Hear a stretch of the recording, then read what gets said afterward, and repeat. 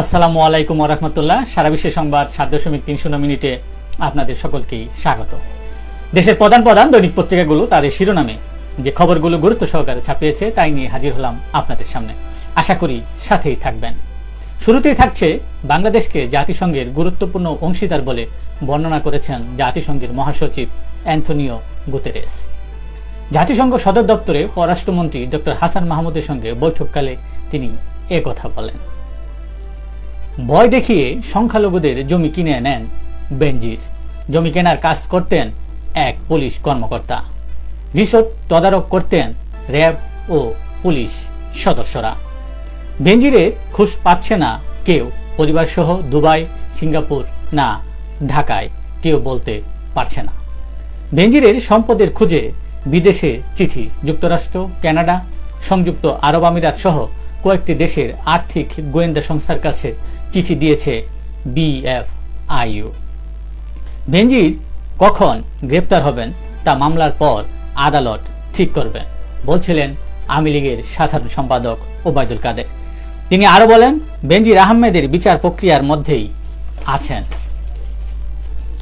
এক প্রশ্নের জবাবে তিনি বলেন, বেনজির আহমেদ দেশ ত্যাগ করেছেন কিনা সে বিষয়ে কিছু জানা নেই তার। আজিজ বেনজির ইস্যুতে মুখে কুলুপ আমলাদের। প্রকাশ্যে কথা বলছে না কেউ, চলছে ফিস ফাঁস। মালয়েশিয়ার চমবাজার গতকাল শুক্রবার থেকে বন্ধ হয়ে গেছে। এ পর্যন্ত বাংলাদেশ থেকে 12টি ফ্লাইট ছেড়ে গেছে। বিমানবন্দরে প্রায় 3000 কর্মীকে অনিশ্চয়তার মধ্যে অপেক্ষা করতে দেখা যায়। বঞ্চনায় শেষ মালয়েশিয়ার স্বপ্ন। রপ্তানি পরিসংখ্যানে গরমিল। $900 কোটি রপ্তানি আয়ের পরিসংখ্যানে গরমিল ধরা পড়ায় সংশ্লিষ্ট কর্তৃপক্ষগুলোর টনক নড়েছে। এতে দেখা যায় নমুনা রপ্তানির $700 কোটি ফেরত আসেনি।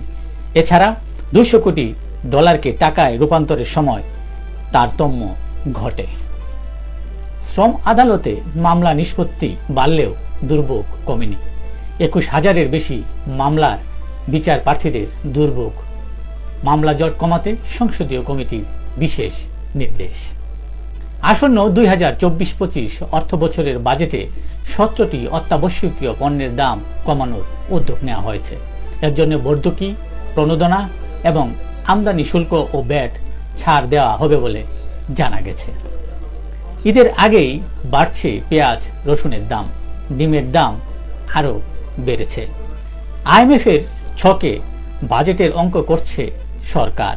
অব্যাহতির অর্ধশতাধিক পণ্যে বসবে 1% শুল্ক। ঈদযাত্রায় ভোগান্তির শঙ্কা।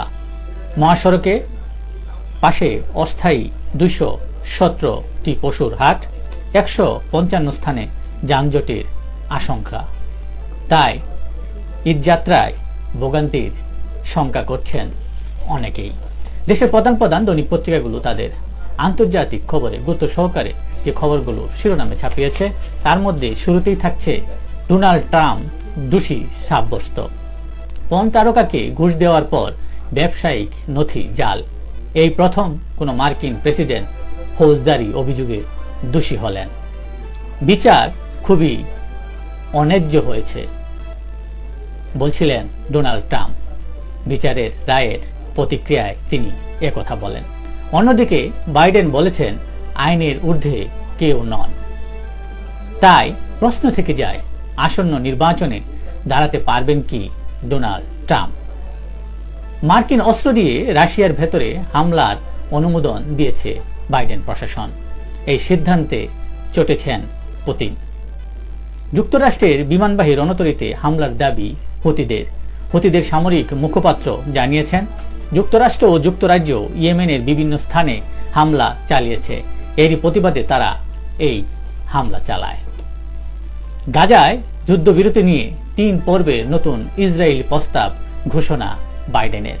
প্রস্তাবগুলি হল 6 সপ্তাহের একটি যুদ্ধবিরতি, ইসরায়েলি বাহিনী পর্যায়ক্রমে সরে যাবে, আন্তর্জাতিক সহায়তায় গাজার পুনর্নির্মাণ। এই ছিল দেশের প্রধান প্রধান দৈনিক পত্রিকার শিরোনামে উঠে আসা শীর্ষ সংবাদ, যা নিয়ে এতক্ষণ আপনাদের মাঝে উপস্থিত ছিলাম। আশা করি আপনাদের ভালোই লেগেছে। সার্বিক খবরের বিবেচনায় যদি আপনাদের কোনো অভিমত, অভিব্যক্তি, সমালোচনা কিংবা কোনো মন্তব্য থেকে থাকে তাহলে অবশ্যই কমেন্টসে জানাবেন। আপনাদের কমেন্টসের প্রত্যাশায় আজকের মতো এখানেই শেষ করছি। আবারও দেখাবো আগামীকাল ঠিক একইভাবে সারা বিশ্বের সংবাদ 7.3 মিনিটে। সে পর্যন্ত অবশ্যই ভালো থাকবেন, সুস্থ থাকবেন। আসসালামু আলাইকুম ওয়া রাহমাতুল্লাহ। শুভ সকাল সকলকেই।